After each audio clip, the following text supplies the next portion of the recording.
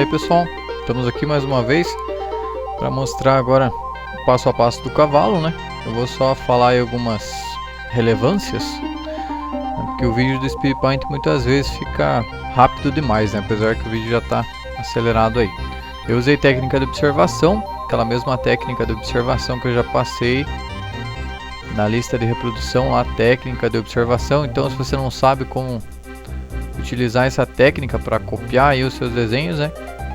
Dê uma olhada naquela lista lá, que você vai entender melhor.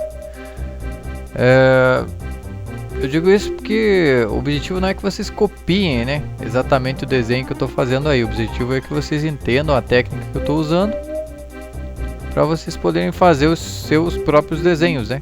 Que se for para depender de mim para fazer desenho, né, vocês vão ter uma série aí de desenhos iguais, né? Porque imagina se todo mundo copiasse os desenhos que eu faço nos vídeos, né? Não ia dar certo. Então basicamente eu faço os detalhes, né, do desenho, para depois começar a seguir aqueles passos lá que eu passei no vídeo da técnica de pintura com giz pastel, que está na lista de reprodução pastel oleoso, né? Aí eu passei a borracha tranquilamente, terminando de fazer os detalhes em grafite.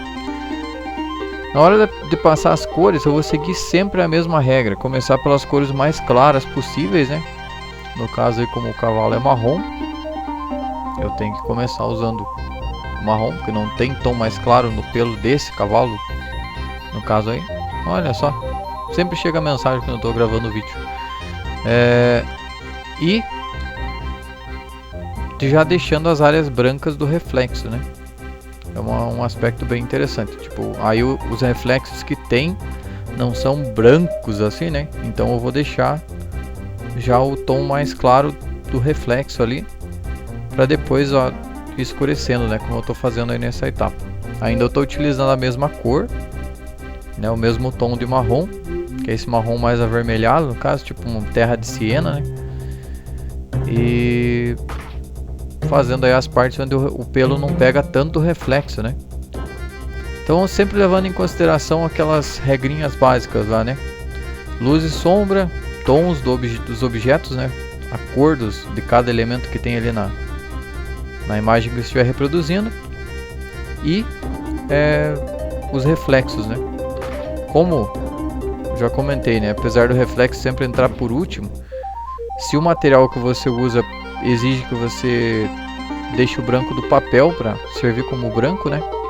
Se o branco, no caso, não sobrepõe, então você vai precisar já deixar o reflexo antes. Isso complica um pouquinho as coisas, talvez, né? Em alguns aspectos ele vai complicar um pouquinho, né? Porque você vai ter que estar se preocupando sempre em não sobrepor áreas de reflexo. Mas nada assim que você treinando não seja, né, possível de fazer. Só uma questão de acostumar. Se o material permitisse colocar os reflexos depois, ia ser um processo bem mais fácil, né?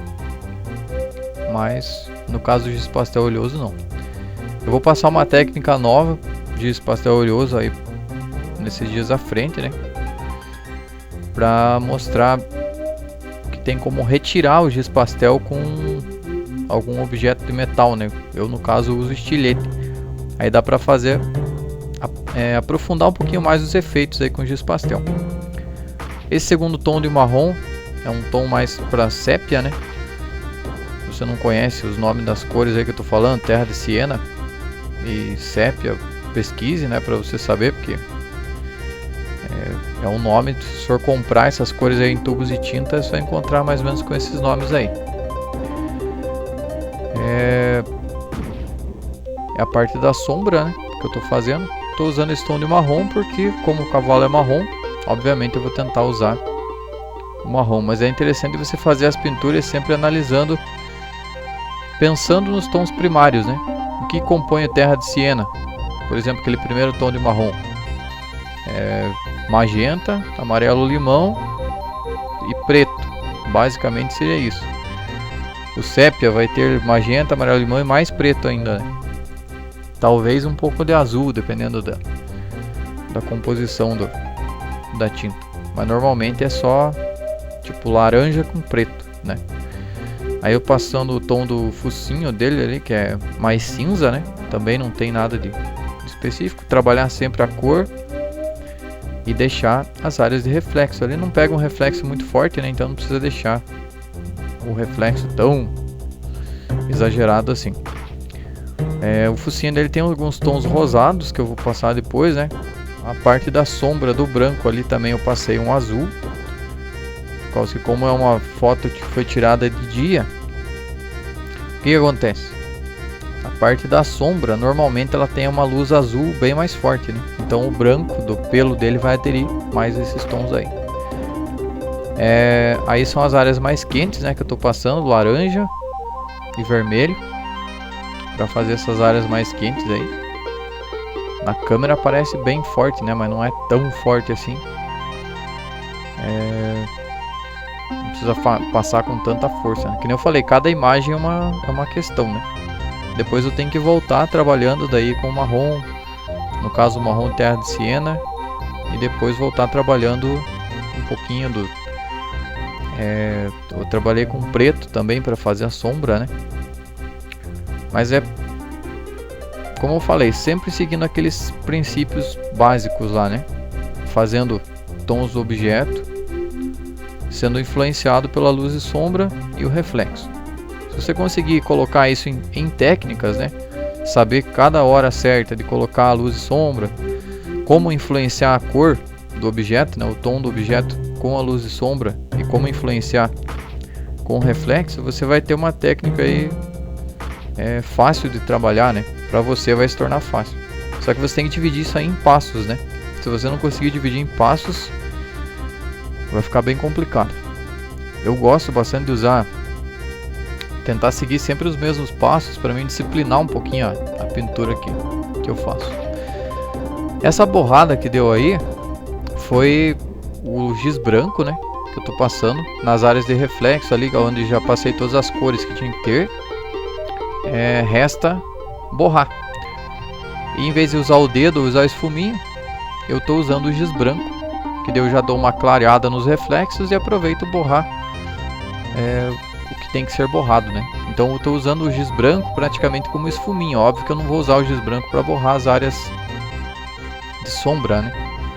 Para borrar as áreas de sombra, normalmente eu borro com o tom daquela determinada área, né? A cor do cavalo ali é terra de siena, então eu vou borrar tipo as áreas de sombra se for necessário, né? Se ela não for totalmente preta ou não for uma sombra tão escura, eu vou borrar com o próprio terra de siena. E aí é só finalizar os detalhes, né? Só finalizei os detalhes eu não sei o nome dessas cordinhas que usam para puxar os cavalos, mas é isso aí. Seguindo o mesmo princípio, né? Passei o marrom, nesse caso o marrom do sépia, fiz a sombra com preto e depois eu borro com o branco para finalizar. Então é isso, pessoal, não tem muito mais o que falar nesse respeito, né?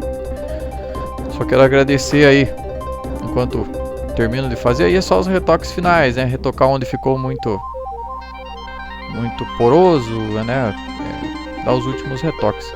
Infelizmente isso aí não tem como ensinar como fazer exatamente, né? Você tem que treinar e saber a hora certa de fazer isso aí. Beleza? Ó, uns retoques no azul, alguns aspectos aí que estavam faltando. Não deixe de se inscrever no canal, né, para não perder os próximos vídeos aí, principalmente essa técnica nova de tirar o giz da folha, né? Retirar para dar alguns efeitos de reflexo, que pelo que eu percebi dá para fazer muita coisa, né? Foi uma ideia bem interessante que surgiu aí. Esse é o resultado final do cavalo, né?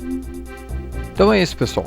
Muito obrigado aí por acompanhar o canal, né? Não percam os próximos vídeos de pastel oleoso e um abraço, fui, até o próximo vídeo.